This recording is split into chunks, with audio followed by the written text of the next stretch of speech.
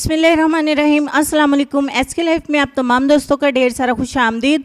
उम्मीद करती हूँ आप तमाम दोस्त ठीक ठाक होंगे और अल्लाह पाक के फजल करम से खैरियत के साथ होंगे। बेशक तंदुरुस्ती हज़ार नेमत है और मेरी दुआ है कि अल्लाह पाक आपको और आपकी फैमिली को हमेशा खुश और आबाद रखे।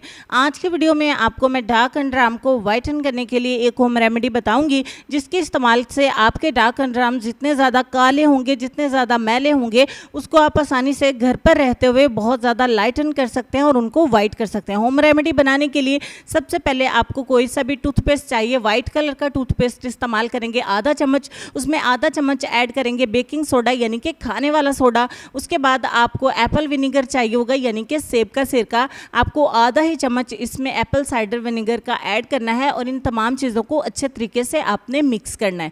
मिक्स करके आपको इसका एक पेस्ट बनाना है। जब तक मैं मिक्स करती हूँ, नए आने वाले दोस्तों से रिक्वेस्ट करेंगे कि हमारे एसके चैनल को ज़रूर सपोर्ट करिए सब्सक्राइब के ज़रिए। अगर आप आने वाली वीडियोस का नोटिफिकेशन बिल्कुल फ्री में चाहते हैं तो बेल आइकन को ज़रूर प्रेस करें ताकि आने वाली वीडियोस का नोटिफिकेशन आपको बिल्कुल फ्री में मिल सके।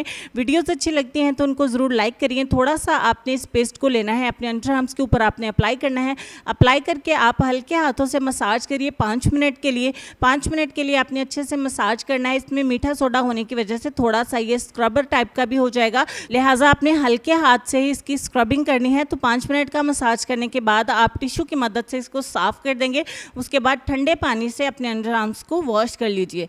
तो इस अमल को आपने 7 दिन के लिए रेगुलर करना है। जितने भी ज़्यादा आपके काले अंडर आर्म्स होंगे, आपकी बगलें जितनी भी ज़्यादा काली होंगी, बिल्कुल साफ़ हो जाएंगे। वीडियो अच्छी लगी लाइक करें। नेक्स्ट वीडियो में आपसे फिर मुलाकात होगी, तब तक के लिए अल्लाह हाफिज़।